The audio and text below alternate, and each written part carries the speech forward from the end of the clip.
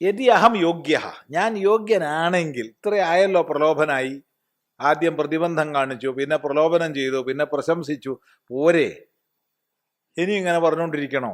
ഞാൻ യോഗ്യനാണെങ്കിൽ, അല്ലെങ്കിൽ അത് പറയുക, നീ യോഗ്യനല്ലടോ, നീ വേദാന്ത ജ്ഞാനത്തിന് യോഗ്യനല്ല, പൊയ്ക്കോ എന്ന് പറയുക. എന്നാൽ സന്തോഷം, ഞാൻ പൊയ്ക്കോളാം, വന്നത് എനിക്ക് പോകാനും അറിയാം, അല്ലേ? അതെ, എന്ത്? അതെ, വന്നാൽ എനിക്ക് പോകാനും അറിയാം. അപ്പം അതുകൊണ്ട് ഞാൻ യോഗ്യനാണെങ്കിൽ, വെറുതെ ഇങ്ങനെ നീട്ടിക്കൊണ്ടല്ലേ. പ്രസന്നഹാചാസി മാം പ്രതി, എൻ്റെ നേർക്ക് നീ പ്രസന്നനാണെങ്കിൽ എന്നാ മാത്രം മതി. അപ്പം ഞാൻ യോഗ്യനാണ്, പക്ഷെ നീ പ്രസന്നനല്ലാച്ച പ്രശ്നമാണ്. നീ പ്രസന്നനാണ്, ഞാൻ യോഗ്യനല്ലെങ്കിലും പ്രശ്നമാണ്. ഇത് രണ്ടുമാണെങ്കിൽ, ഒന്ന് ഞാൻ യോഗ്യനായിരിക്കണം, രണ്ട് നീ പ്രസന്നനുമായിരിക്കണം. ആണെങ്കിൽ എന്ത് വേണം? മര്യാദയ്ക്ക് ഇങ്ങോട്ട് പറഞ്ഞു തരൂ. അതാണ്. എന്താണ് പറയേണ്ടത്? അന്യത്ര ധർമാത് അന്യത്ര ധർമാത് അന്യത്രസ്മാത് കൃതാകൃതാത് അന്യത്ര ഭൂതാച്ച ഭവ്യാച്ച യത്തത് പശ്യസി തദ്വദ. അന്യത്ര ധർമാത് അന്യത്ര ധർമാത് അന്യത്രസ്മാത് കൃതാകൃതാത് അന്യത്ര ഭൂതാച്ച ഭവ്യാച്ച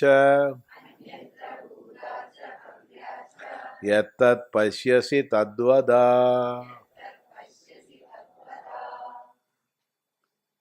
ഇതാണ് ഉപനിഷത്തിന് കാരണമായ ചോദ്യം.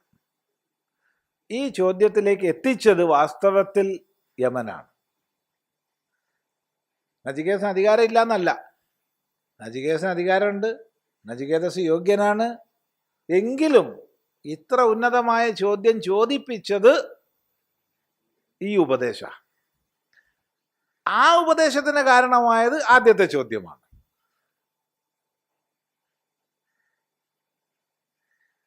ചോദ്യം ഇതാണ്: ധർമ്മത്തിൽ നിന്ന് അന്യമായതിൽ, അധർമ്മത്തിൽ നിന്ന് അന്യമായതിൽ,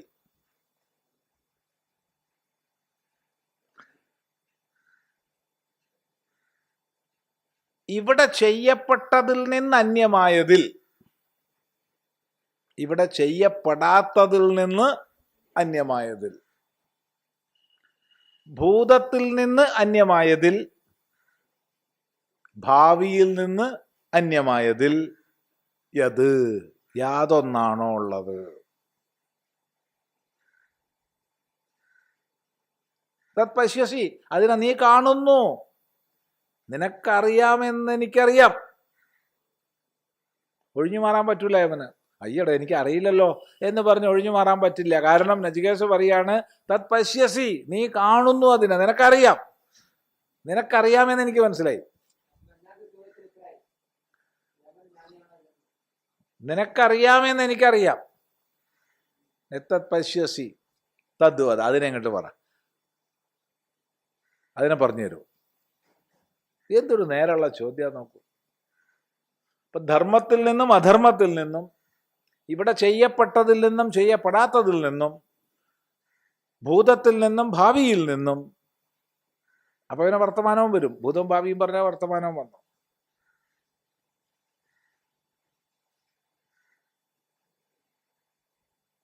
അന്യമായത് എന്ത്? അതിലെല്ലാം ഉള്ളത് എന്ത്? പറഞ്ഞോളൂ. തദ്വദ. ഇതാണ് ഉപനിഷത് ഉപദേശത്തിന് ഹേതുവായ ചോദ്യം.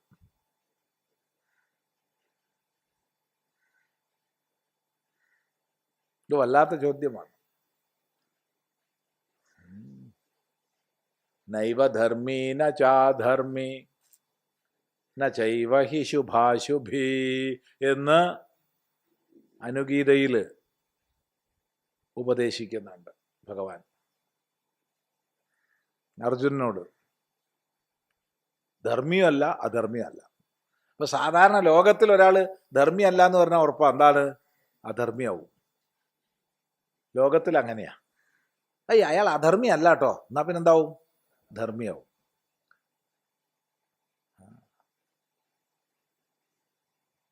ഇത് രണ്ടുമല്ല.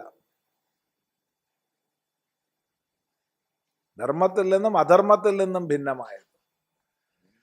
ഒന്നുകിൽ ഇവിടെ ചെയ്യപ്പെട്ടതായിരിക്കും, അല്ലെങ്കിൽ ഇവിടെ ചെയ്യപ്പെടാത്തതായിരിക്കും. രണ്ടിൽ നിന്നും ഭിന്നമായത്.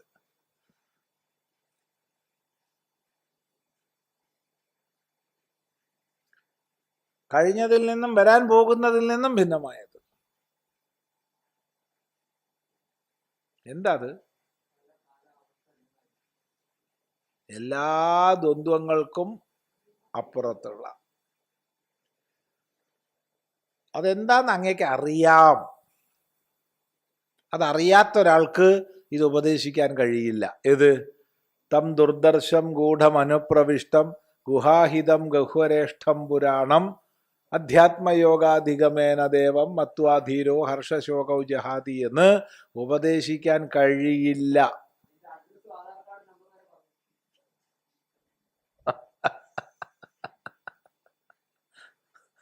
അപ്പോ അതുകൊണ്ട് അത് കണ്ട് പറഞ്ഞു തരൂ. തദ്വത. ഇനി പ്രലോഭിപ്പിക്കുകയും വേണ്ട, പ്രശംസിക്കുകയും വേണ്ട, വെറുതെ നേരം പോണതിനാ. നമുക്ക് രണ്ടു കൂട്ടർക്കും പണിയുണ്ട്.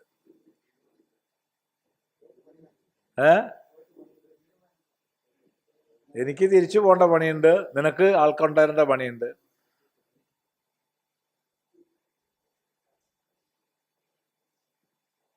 വളരെ നേരം പോക്കണം എന്തിനാ? നോക്കൂ. തദ്വത അന്യത്ര ധർമാത് ശാസ്ത്രീയാത് ധർമാനുഷ്ഠാനാത് തദ്ഫലാത് തത്കാരകേഭ്യഃ പൃഥക് ഭൂതം തഥാ അന്യത്ര അധർമാത് അന്യത്ര അസ്മാത് കൃതാകൃതാത് കൃതം കാര്യം അകൃതം കാരണം അസ്മാത് അന്യത്ര കിംച അന്യത്ര ഭൂതാച്ച അതിക്രാന്താത് കാലാത് ഭവ്യാച്ച ഭവിഷ്യതഃ ച തഥാ വർത്തമാനാത് കാലത്രയേണ യത് ന പരിച്ഛിദ്യതേ ഇത്യർത്ഥഃ. യത് ഈദൃശം വസ്തു സർവവ്യവഹാര ഗോചരാതീതം സർവവ്യവഹാര ഗോചരാതീതം സർവവ്യവഹാര ഗോചരാതീതം പശ്യസി തദ്വദ മഹ്യം. അന്യത്ര ധർമാത് ശാസ്ത്രീയാത് ധർമാനുഷ്ഠാനാത് തദ്ഫലാത് തത്കാരകേഭ്യഃ ച പൃഥക് ഭൂതം ഇത്യർത്ഥഃ. തഥാ അന്യത്ര അധർമാത് തഥാ അന്യത്ര അസ്മാത് കൃതാകൃതാത് കൃതം കാര്യം അകൃതം കാരണം അസ്മാത് അന്യത്ര കിഞ്ച അന്യത്ര ഭൂതാച്ച അതിക്രാന്താത് കാലാത് ഭവ്യാച്ച ഭവിഷ്യതശ്ച തഥാ വർത്തമാനാത് കാലത്രയേണ യത് ന പരിച്ഛിദ്യതേ ഇത്യർത്ഥഃ. യത് ഈദൃശം വസ്തു സർവവ്യവഹാര ഗോചരാതീതം പശ്യസി തദ്വദ മഹ്യം. അപ്പൊ അന്യത്ര ധർമാത്, ധർമ്മത്തിൽ നിന്ന് അന്യമായ. ഈ ധർമ്മം എന്നുള്ളത് വളരെ പ്രധാനമാണ്. ഈ പ്രപഞ്ചത്തെ മുഴുവൻ നിലനിർത്തുന്നത് ധർമ്മമാണ്. നമ്മളെല്ലാവരും ധർമ്മത്തെ പാലിക്കണം, ഒക്കെ ശരിയാ. പക്ഷേ അതും ഒരു തലം വരെ മാത്രമേ ഉള്ളൂ. കർത്തവ്യാകർത്തവ്യങ്ങൾ ഒരു തലം വരെ മാത്രമേ ഉള്ളൂ. ഇല്ല, ഗുണാതീതന് വിജ്ഞാനിക്ക് ധർമ്മവും ഇല്ല അധർമ്മവും ഇല്ല.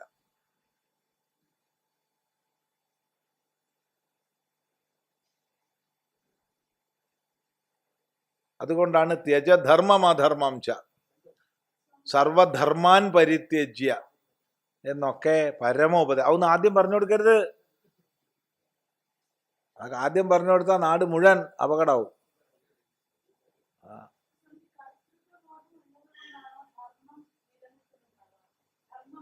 അതെ, കർത്തൃത്വബോധം ഭോക്തൃത്വബോധം ഉള്ള കാലത്തോളം ധർമാധർമ്മങ്ങൾ പ്രസക്തമാണ്. ആവുന്നല്ലാണ്. കർത്തൃത്വ ഭോക്തൃത്വ ഭാവത്തിനപ്പുറത്തെത്തിയ ആൾക്ക് ധർമ്മബോധം ഇല്ല, അധർമ്മബോധവും ഇല്ല. ധർമാധർമ്മങ്ങൾ അയാളെ ബാധിക്കുന്നില്ല. പിന്നെ അയാള് സ്വിച്ച് ഓഫാക്കിയാലും കുറച്ചു നേരം ഫാൻ കറങ്ങുന്നത് പോലെ നിലനിൽക്കും. ആ കറക്കം ലോകത്തിനും ഗുണമായിരിക്കും. അത്രേ പറയാൻ പറ്റൂ. അപ്പോ അന്യത്ര ധർമാത് ശാസ്ത്രീയാത്, ശാസ്ത്രീയമായ ഇന്നതൊക്കെ ചെയ്യണം, ഇന്നതൊന്നും ചെയ്യരുത് എന്ന് ശാസ്ത്രമാണ് വിധിക്കുന്നത്.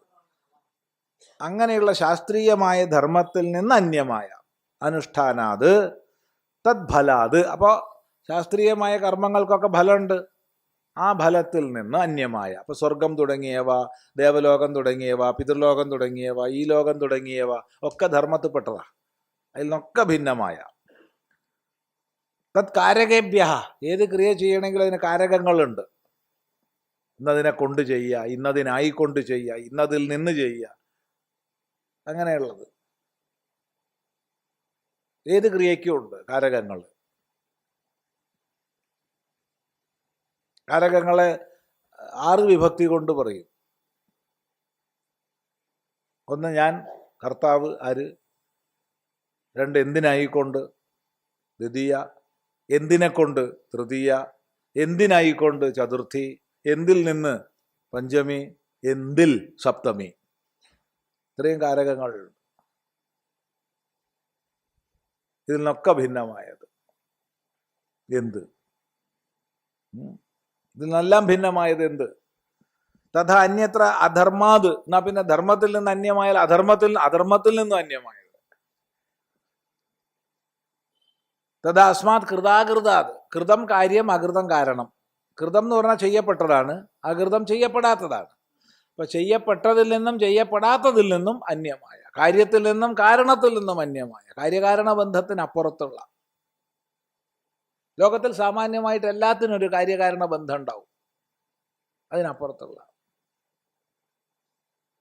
ഭൂതാച്ച ഭവ്യാച്ച,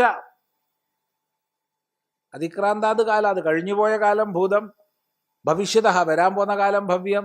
രണ്ടും പറഞ്ഞാൽ നടുക്കുള്ളതും കൂട്ടണം. അതുകൊണ്ടാണ് വർത്തമാനാന്ന് ഭാഷ്യകാരൻ കൂട്ടിച്ചേർത്തത്. ഇപ്പൊ വർത്തമാനം വലിയൊരു പ്രശ്നം തന്നെയാണ് കേട്ടോ. കാരണം എന്താ വെച്ചാൽ ഈ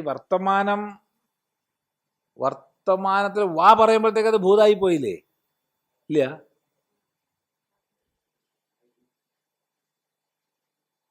ഇപ്പോൾ എന്ന് പറയുമ്പോഴത്തേക്ക് അപ്പോഴായി പോയില്ലേ?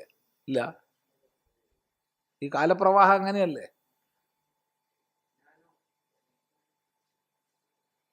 അതുകൊണ്ട് ഭൂതവും ഭാവിയും പറഞ്ഞാൽ മതി എന്നാ തോന്നണത്. പറയുമ്പോഴത്തേക്ക് ഭൂതായി.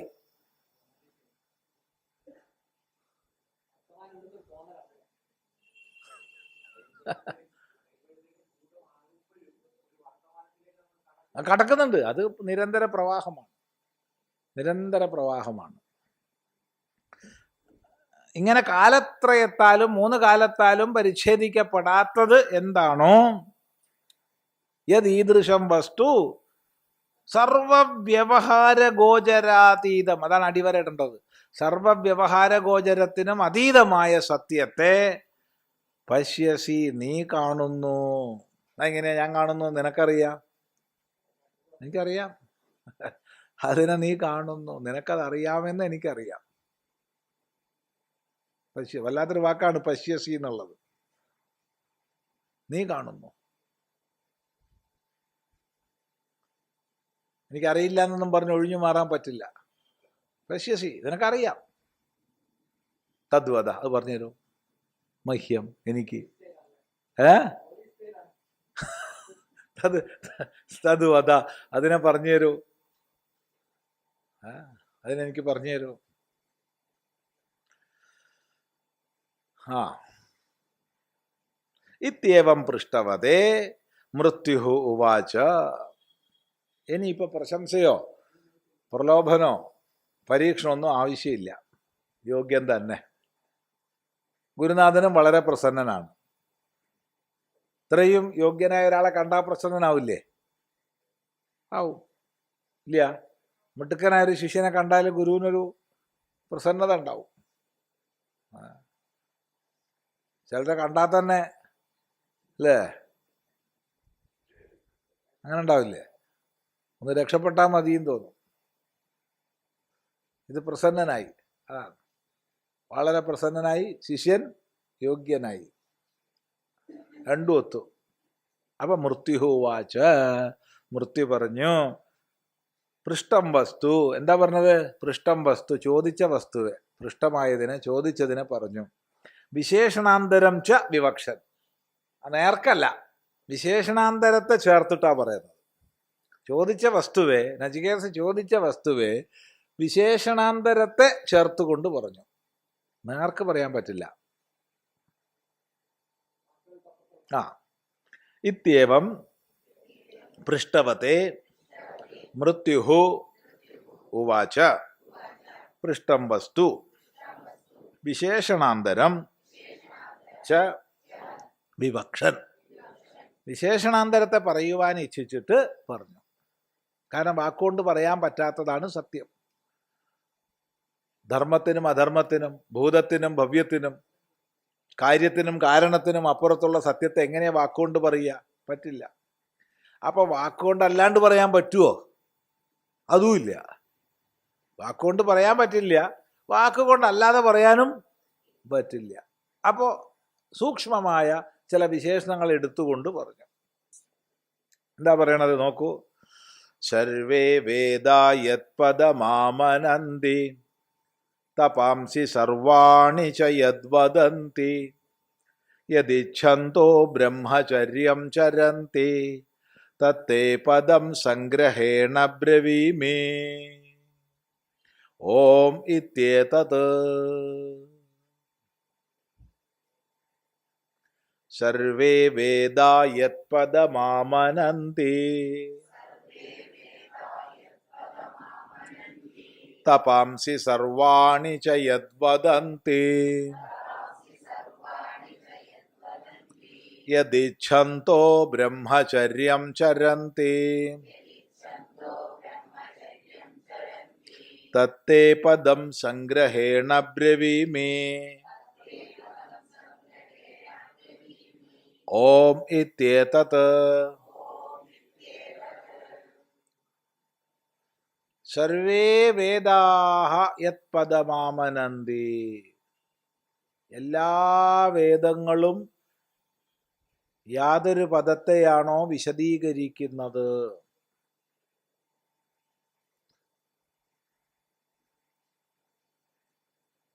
തപാംസി സർവാണി ച യദ്വദന്തി, എല്ലാ തപസ്സുകളും എന്തിനെ പറയുന്നുവോ,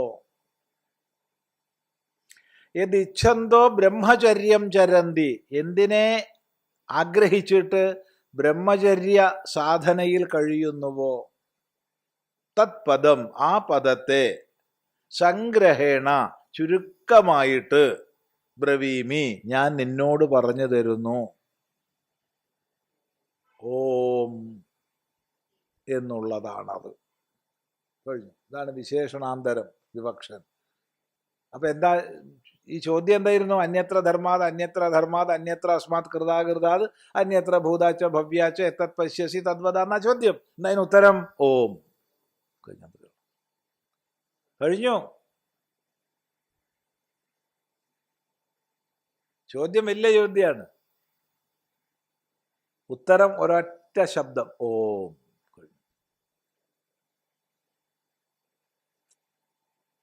അപ്പൊ അന്യത്ര ധർമാത് അന്യത്ര അധർമാത് ഓം, അന്യത്ര അസ്മാത് കൃതാകൃതാത് ഓം, അന്യത്ര ഭൂതാച്ച ഭവ്യാച്ച ഓം. പോയിക്കോളൂ. കഴിഞ്ഞു, പരിപാടി കഴിഞ്ഞു.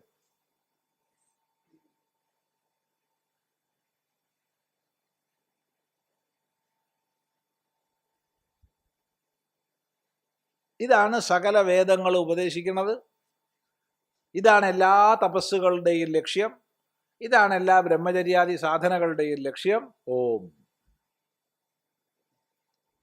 നമുക്ക് വേദം ഒന്ന് വിസ്തരിച്ച് പറഞ്ഞു തരുമെന്ന് പറഞ്ഞാൽ ലോകത്തിൽ ആർക്കും സാധ്യമല്ല. 1000 തലയുള്ള അനന്തം വന്നാലും സാധ്യമല്ല. ബ്രഹ്മാവിനും സാധ്യമല്ല, 5 തല ഉണ്ട്. രാവണന് 10 തല, എന്നാലും സാധ്യമല്ല. ആർക്കും വയ്യ. എന്നാ വേദം ചുരുക്കി പറഞ്ഞു തരുമെന്ന് പറഞ്ഞാൽ ആർക്കും സാധിക്കും. ഒരൊറ്റ ശബ്ദം ഉണ്ടാക്കിയാൽ മതി. ഓ, ഇതൊരു അത്ഭുതം ആലോചിച്ചു. ഇതാണ് നമ്മുടെ ഋഷിമാരുടെ വിസ്തരിക്കാനും സംഗ്രഹിക്കാനുമുള്ള കഴിവ്. വിസ്തരിക്കുന്നതിൽ നമ്മുടെ ഋഷിമാരെ തോൽപ്പിക്കാൻ ആരുമില്ല. ലക്ഷക്കണക്കിനല്ലേ മന്ത്രങ്ങൾ കൂട്ടിക്കഴിഞ്ഞാൽ. ഒന്ന് ആലോചിച്ച് നോക്കൂ. വേദം എന്ന് പറയുമ്പോഴത്തേക്ക് 2 അക്ഷരേ ഉള്ളൂ. ഋക്ക്, യജുസ്, സാമം, അഥർവം എന്ന 4 വിഭാഗം. അത് തന്നെ വീണ്ടും നമുക്ക് പിരിക്കാം. ഋക്ക്, കൃഷ്ണ യജുസ്, ശുക്ല യജുസ്, സാമം, അഥർവം എന്ന് 5ആയി തിരിക്കാം. ഇതിൽ ശാഖാഭേദങ്ങൾ കഴിഞ്ഞ ദിവസം പറഞ്ഞു 1180 ശാഖകൾ. ഒന്നാലോചിച്ച് നോക്കൂ, എത്ര ബൃഹത്താണ്. വേണമെങ്കിൽ ഇതിലത്തെ ഒരു ശാഖ മാത്രം ഒന്ന് കാണണം എന്ന് പറഞ്ഞാൽ നിങ്ങളൊന്ന് നോക്കിക്കോളൂ. വേണമെങ്കിൽ ഇത് എത്രയെങ്കിലും ഉണ്ടാവും, ഒരു സംശയമില്ല. അംഗങ്ങളൊന്നും ഇല്ലാണ്ട് ഒരു ശാഖ മാത്രം. അതായത് സംഹിത, ബ്രാഹ്മണം, ആരണ്യക, ഉപനിഷത്ത് 4 എണ്ണം ചേർന്ന ഒരു ശാഖ. ഇപ്പോൾ ഉദാഹരണം ഇവിടെ 4 ചേർന്നത് ഇവിടെ പലതും ഉണ്ട്. പക്ഷെ മുഴുവനുള്ളത് തൈത്തിരീയം മാത്രമേ ഉള്ളൂ. ഇവിടെ ഋക്ക് സംഹിത ഉണ്ട്. സംഹിതനെ ഒന്നിലധികം സംഹിത ഉണ്ട്. ചില ബ്രാഹ്മണങ്ങളുണ്ട്, ചില ആരണ്യകങ്ങളുണ്ട്, എല്ലാ ഉപനിഷത്തുക്കളും ഉണ്ട്. ഇവിടെ എന്ന് പറഞ്ഞാൽ ഇവിടെ ലൈബ്രറിയിൽ. പക്ഷെ എല്ലാം തികഞ്ഞത് ഒന്നേ ഉള്ളൂ ഇവിടെ. സത്യം പറഞ്ഞാൽ എന്താ, നമ്മളടുത്ത് 10-14 ഒന്നുമില്ല. ഒറ്റ ഉള്ളൂ, തൈത്തിരീയം മാത്രമേ ഉള്ളൂ. തൈത്തിരീയ സംഹിത ഉണ്ട്, തൈത്തിരീയ ബ്രാഹ്മണം ഉണ്ട്, തൈത്തിരീയ ആരണ്യകമുണ്ട്, തൈത്തിരീയ ഉപനിഷത്തുണ്ട്. ഇത് മാത്രം ഒന്ന് വെച്ച് നോക്കൂ, ഇത്ര ഉണ്ടാവും ചുരുക്കി പറഞ്ഞാൽ. വലിയ അച്ചടിയൊന്നുമല്ല, ചെറിയ അച്ചടിയാ. അപ്പൊ 1180 ഒന്ന് ആലോചിച്ച് നോക്കൂ, ഉണ്ടാവും. ഈ ഹാളിൻ്റെ ഈ സ്റ്റേജിൻ്റെ എത്ര എന്തായാലും വരും, മതിയാവില്ല, അതിലധികം വരും. നല്ല കാലത്തിന് അതൊന്നും ഇപ്പം ഇല്ല. നമ്മളൊരു ഹിന്ദു ധർമ്മത്തിൻ്റെ സംരക്ഷണത്തിനായിക്കൊണ്ടുള്ള നമ്മുടെ അപാരമായ ശ്രദ്ധ കൊണ്ട് ഇപ്പോൾ ശേഷിക്കണത് വളരെ ചുരുക്കേ ഉള്ളൂ. 14ഓളം ശാഖകൾ സംഹിത ശേഷിക്കുന്നുണ്ട്, എല്ലാം കൂടിയിട്ട്. ബ്രാഹ്മണം അത്ര ഇല്ല.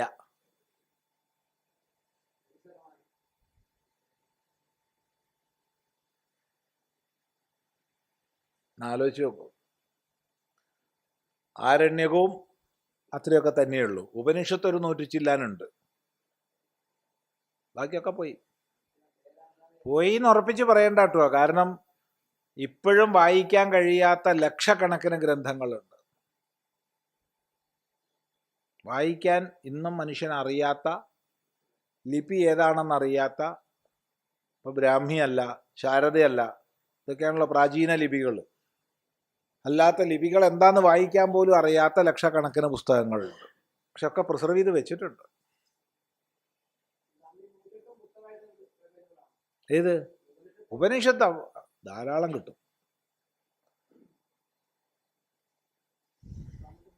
അതുപോലെ വേദം പറഞ്ഞു കഴിഞ്ഞാൽ വേദാംഗം പറയേണ്ടതില്ല. ശിക്ഷ, കൽപ്പം, വ്യാകരണം, നിരുക്തം, ഛന്ദസ്, ജ്യോതിഷം, ഇവയിൽ ഓരോന്നിലും അനേക ഋഷീശ്വരന്മാരുടെ രചനകളുണ്ട്. അതിബൃഹത്താണ്. വ്യാകരണം എന്നൊക്കെ പറഞ്ഞാൽ വലിയൊരു ഒരു പാരാവാരമാണ്. അതിന് വലുപ്പമല്ല പ്രധാനം, വലുപ്പം വളരെ കുറച്ചേ ഉള്ളൂ അതൊക്കെ. പക്ഷെ അതിനുള്ളിലേക്ക് പോകുമ്പോഴാണ് അതിൻ്റെ ഗൗരവം മനസ്സിലാവുക. വ്യാകരണ സൂത്രമൊന്നും ഒന്ന് അങ്ങോട്ടോ ഇങ്ങോട്ടോ മാറ്റി വെക്കാൻ പറ്റില്ല. അതാണ്. അതുപോലെ ശിക്ഷ, കൽപ്പം, ഓരോന്നും അദ്വിതീയമാണ്. ഇനി വേദം പറഞ്ഞു കഴിഞ്ഞാൽ ഉപവേദം പറയേണ്ട ആവശ്യമില്ല. ആയുർവേദം, ധനുർവേദം, സ്ഥപത്യവേദം, ഗാന്ധർവവേദം, അർത്ഥവേദം. അല്ല, അർത്ഥവേദം നമുക്ക് കിട്ടിയിട്ടില്ല, അർത്ഥശാസ്ത്രമാണ്. ബാക്കിയൊക്കെ വേദമുണ്ട്.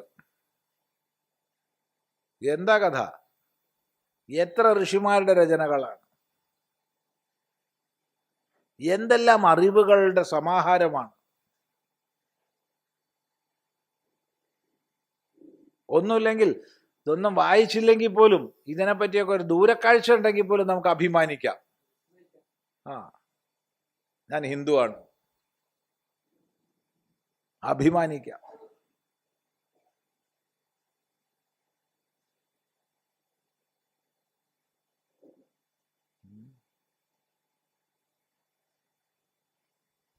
ഇത്രയ്ക്കധികം സമ്പത്ത് ഇത് ഉടമയാണ് ഞാൻ എന്നറിയുമ്പോൾ ഒരു സുഖമല്ലേ?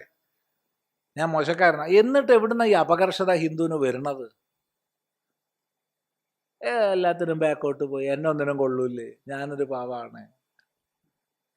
മറ്റോ 2 കണ്ണുരുട്ടുമ്പോഴത്തേക്ക്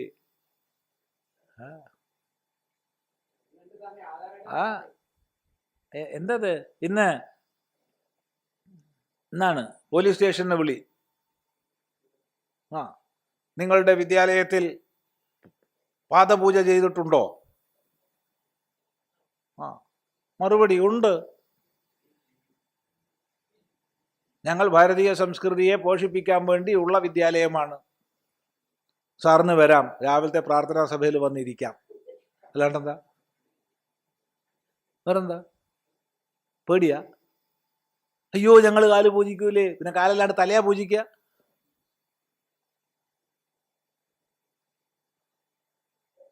അഭിമാനത്തോടു കൂടി പറയണം.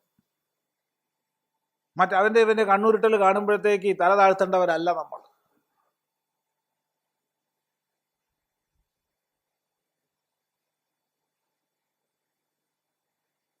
ചിന്തിക്കുക.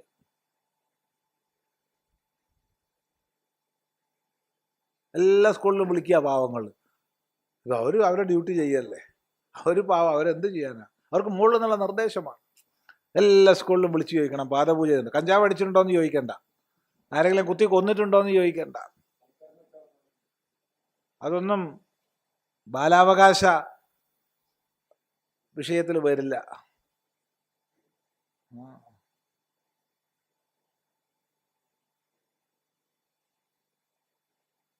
ചിന്തിക്കുക. അതൊക്കെ പോട്ടെ, ഒരു ഈശ്വരനാണ് മനുഷ്യനെ ഉണ്ടാക്കിയത് എന്ന് ഞാൻ വിശ്വസിക്കുന്നില്ല. എന്നാൽ അങ്ങനെയാണല്ലോ പറയുക, ഈശ്വരൻ മനുഷ്യനെ ഉണ്ടാക്കി.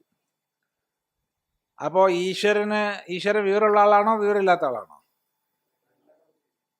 വിവരമുള്ള ആളാവണ്ടേ. അപ്പോൾ ഈശ്വരൻ ഉണ്ടാക്കിയ ഒരു സാധനം മുറിച്ച് കളയാൻ പാടുണ്ടോ? അഥവാ മുറിച്ച് കളയണമെങ്കിൽ ഈശ്വരന് വിവരമില്ല എന്നർത്ഥമല്ലേ? എന്താ അഭിപ്രായം? അതെ. എന്നിട്ട് ചെറിയ പിഞ്ചു കുഞ്ഞുങ്ങളുടെ ലിംഗാഗ്ര ചർമ്മം മുറിക്കുകയാണ്. ഒരു 18 വയസ്സ് കഴിഞ്ഞു, എനിക്കിത് ആവശ്യമില്ല എന്ന് മനസ്സിലാക്കിയിട്ട് അവൻ മുറിച്ചാൽ തിരക്കട്ടില്ല. ആ കുട്ടി മുറിക്കാൻ പറഞ്ഞിട്ടില്ല, ആ കുട്ടി അച്ഛനും അമ്മയാണ് മുറിപ്പിക്കണത്. അവർക്ക് എന്തധികാരം? അവർക്ക് എന്തധികാരം? ഇവന്റെ ശരീരത്തിൽ വളരെ പ്രധാനപ്പെട്ടൊരു ഭാഗമാണിത്. അവന്റെ വളരെ പ്രധാനപ്പെട്ട ഒരു അവയവത്തിനുള്ള സംരക്ഷണമാണത്.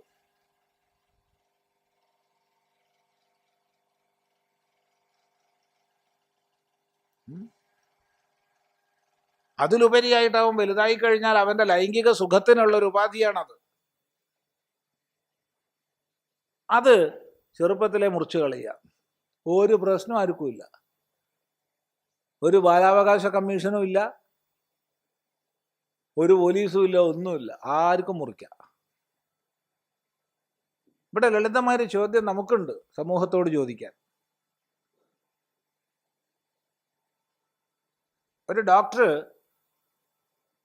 MBBS കഴിഞ്ഞ് പുറത്തു വരുമ്പോൾ ചില പ്രതിജ്ഞകൾ ചെയ്യുന്നുണ്ട്. ഈ സമൂഹത്തിൻ്റെ ആരോഗ്യ സംരക്ഷണത്തിനാണ് അവൻ പ്രതിജ്ഞാബദ്ധനാവേണ്ടത്. അപ്പോൾ ഡോക്ടർക്ക് എന്താണ് ഈ മതകർമ്മം ചെയ്തു കൊടുക്കാൻ അധികാരമുള്ളത്? ചെയ്യാൻ പാടുണ്ടോ? ഒസാൻ മുറിച്ചു പറഞ്ഞാൽ നല്ലതാ, വിരോധമൊന്നുമില്ല. ഒസാൻ മുറിച്ചാൽ നമുക്കെതിര് പറയാനില്ല. ഡോക്ടർക്ക് അത് മുറിക്കാനുള്ള അധികാരമുണ്ടോ? വളരെ അത്യാവശ്യമുള്ള ഭാഗമാണത്. പ്രത്യേകിച്ച് അവന് കുടുംബജീവിതം നയിക്കുകയാണെങ്കിൽ, ലൈംഗിക വിഷയത്തിൽ. അപ്പൊ ഇതൊന്നും മിണ്ടാൻ ഒരാൾക്കും വയ്യ. ഇതൊന്നും മിണ്ടിപ്പോയരുത് സ്വാമി, ഇതൊന്നും പറയരുത്. പറഞ്ഞു കഴിഞ്ഞാൽ മതവിരോധമാണ്. ഇവിടെ സംഗതി സമ്മതിച്ചു, യുക്തിപൂർവ്വം ശരിയാണോ അല്ലയോ നോക്കിയാൽ മതി. ഇത് വേറൊരാൾക്ക് അധികാരമുണ്ടോ? ഒരു കുട്ടീനെ അടിക്കാൻ അമ്മയ്ക്ക് അധികാരമുണ്ടോ? ഇല്ല. കുട്ടി 1098 ഫോൺ വിളിച്ച് പറഞ്ഞാൽ അമ്മേനെ അറസ്റ്റ് ചെയ്യും എന്നത് ഇത് ചെയ്താൽ ഒരു കുഴപ്പമില്ല. എന്നാലോചിച്ച് നോക്കൂ. ഈ മാസമാണ് ഒരു കുട്ടി മരിച്ചത്, ഈ കഴിഞ്ഞ ആഴ്ച. അനസ്തേഷ്യ കൊടുത്തു. ആ അനസ്തേഷ്യ കഴിഞ്ഞ് കുഞ്ഞ് ജീവിതത്തിലേക്ക് തിരിച്ചു വന്നില്ല, മരിച്ചു. ഒരു പ്രശ്നമില്ല, കേസില്ല, ആർക്കും ഒരു പ്രശ്നമില്ല, ഒരു മാർച്ചും ഇല്ല, ഒന്നുമില്ല. ഇപ്പം സ്കൂൾ തോറും മാർച്ചാ, DYFI. കാരണം എന്താ? ശ്രദ്ധ തിരിക്കാൻ വേണ്ടിയിട്ട്, വിഷയം മാറ്റാൻ വേണ്ടിയിട്ട്.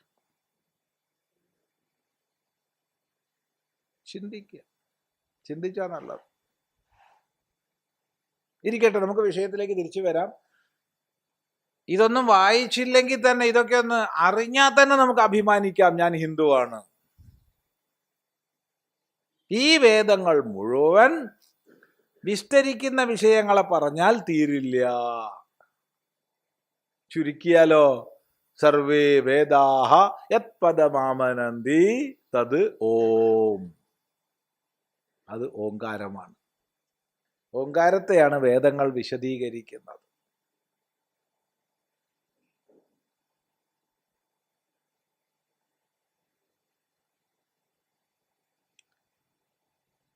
തപാംസി സർവാണി ചയദ്വദന്തി. എല്ലാ തപസ്സുകളും യാതൊന്നിനെയാണോ ലക്ഷ്യമായി പറയുന്നത്? തപസ് എന്ന് പറഞ്ഞാൽ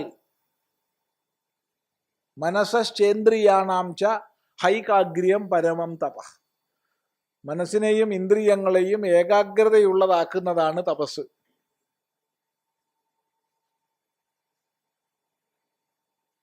സ്വാധ്യായത്തെ തപസ്സെന്ന് പറയാം. ഇനി തപസ് തന്നെ ശരീരം കൊണ്ട് ചെയ്യേണ്ടത്, വാക്കുകൊണ്ട് ചെയ്യേണ്ടത്, മനസ്സുകൊണ്ട് ചെയ്യേണ്ടത് എന്നിങ്ങനെ നമുക്ക് മൂന്നായി പിരിക്കാം. ശരീരം കൊണ്ട് ചെയ്യേണ്ട തപസ്, വാക്കുകൊണ്ട് ചെയ്യേണ്ട തപസ്, മനസ്സുകൊണ്ട് ചെയ്യേണ്ട തപസ്, അങ്ങനെ 3 വിഭാഗം. അതൊക്കെ വിസ്തരിച്ച് പഠിക്കേണ്ടവർ പഠിച്ചോളുക. സൂചന പറയാം. ദേവദ്വിജ ഗുരുപ്രാജ്ഞ പൂജനം ശൗചമാർജവം ബ്രഹ്മചര്യം അഹിംസാച്ച ശാരീരം തപ ഉച്യതേ.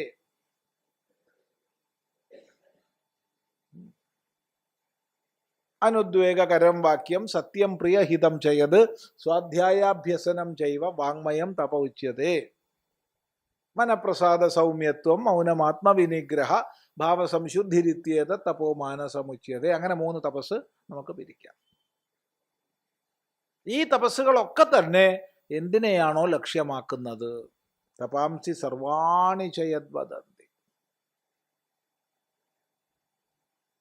യദിച്ഛന്തഃ ബ്രഹ്മചര്യം ചരന്തി. യാതൊന്നിനെ ഇച്ഛിക്കുന്നവരാണോ ബ്രഹ്മചര്യത്തിൽ ചരിക്കുന്നത്? ബ്രഹ്മ എന്ന് പറഞ്ഞാൽ വേദം. വേദം പഠിക്കുന്ന ചര്യയാണ് ബ്രഹ്മചര്യം. ഗുരുനാഥൻ്റെ അടുത്ത് പോവുക, ഗുരുസേവ ചെയ്തുകൊണ്ട് വേദം പഠിക്കുക, അതാണ് ബ്രഹ്മചര്യം.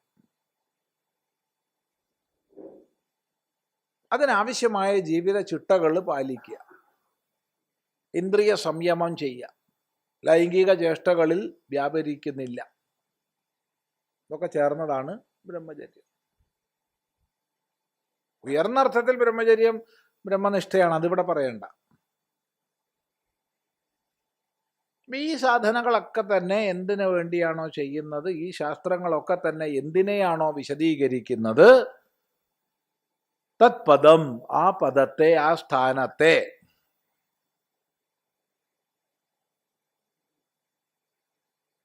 ആ പദത്തെ, ആ സ്ഥാനത്തെ, പദ്യതേ ഇതി പദം, പ്രാപിക്കപ്പെടുന്നതാണ് പദം, സ്ഥാനം. സംഗ്രഹേണ ബ്രവീമി, ചുരുക്കമായി ഞാനിതാ പറഞ്ഞു തരുന്നു. വിസ്തരിച്ചാൽ തീരില്ല, ചുരുക്കമായിട്ട് പറഞ്ഞുതരാം. എന്താണത്? ഓം ഇത്യേതത്. അകാര ഉകാര മകാരങ്ങൾ ചേർന്നിട്ടാണ് ഓം ഉണ്ടാവുന്നത്. അതിനുശേഷം അവാച്യമായ ധ്വനി തരംഗങ്ങളുണ്ട്. അപ്പോഴാണ് ഓം.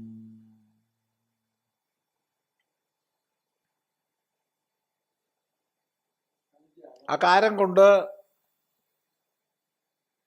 ജാഗ്രതാവസ്ഥ, ജാഗ്രതാവസ്ഥ അഭിമാനിയായ വിശ്വൻ, ജാഗ്രതാവസ്ഥ അനുഭവമായ സ്ഥൂലം, വേദങ്ങളിൽ ഋഗ്വേദം,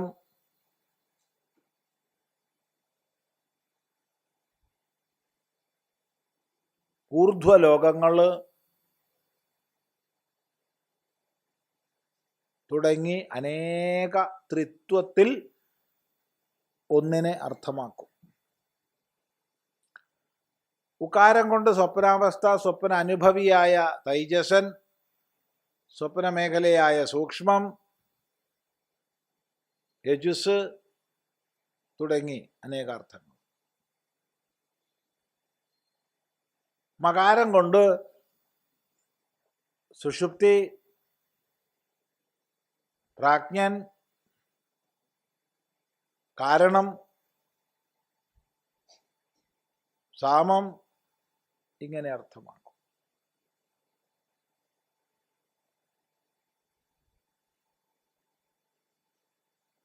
അവാച്യമായ ധ്വനി തരംഗം കൊണ്ട് ഈ മൂന്നിനുപരിയുള്ള പരമസത്യത്തിലേക്ക് സൂചനയിൽ ലഭിച്ചു. ഇങ്ങനെ ഓങ്കാരത്തിൻ്റെ അർത്ഥം നിരൂപണം ചെയ്താൽ സമ്പൂർണമായ വേദം അതിൽ വരും.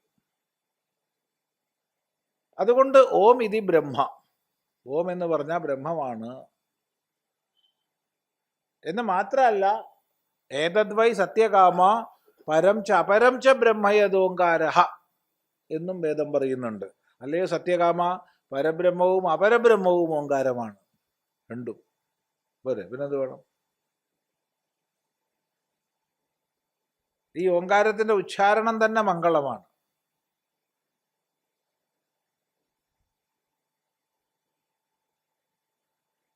ഓം ഇതീതം സർവം, ഓം എന്നുള്ളതാണ് എല്ലാം. ഓം ഇത്യേതത് അക്ഷരമിതം സർവം, ഓം എന്നുള്ളൊരു അക്ഷരമാണ് എല്ലാം. ഓം ഇത്യേകാക്ഷരം ബ്രഹ്മ, ഓം എന്നുള്ളൊരു അക്ഷരം ബ്രഹ്മമാണ്. അത് വിസ്തരിക്കാൻ പോയാൽ തീരില്ല. ഓം ഇതി എന്ന് പറഞ്ഞു വെച്ചു. ഇതാണ് നചികേതസിന്റെ ചോദ്യത്തിനുള്ള പ്രത്യക്ഷമായ മറുപടി. ഇനി ഇതിൻ്റെ വിസ്തരണമാണ്. ഇതാണ് ചുരുക്കം. അതാണ് സംഗ്രഹേണ ബ്രവീമി. സംഗ്രഹേണ പറഞ്ഞിട്ടാണല്ലോ പിന്നെ വിസ്തരിച്ച് പറയുക. ഇനി ഇവിടുന്ന് അങ്ങോട്ടുള്ളതൊക്കെ വിസ്തരിച്ചുള്ള പറച്ചിലാണ്. ഇതാണ് ചുരുക്കം. ശ്രദ്ധിക്കുക. ഒരു 5 മിനിറ്റ് കഴിയട്ടെ. ഓം സഹനാ ഭവതു സഹനോ ഭുനക്തു സഹ വീര്യം കരവാവഹൈ തേജസ്വിനാവധീതമസ്തു മാ വിദ്വിഷാവഹൈ. ഓം ശാന്തി ശാന്തി ശാന്തി.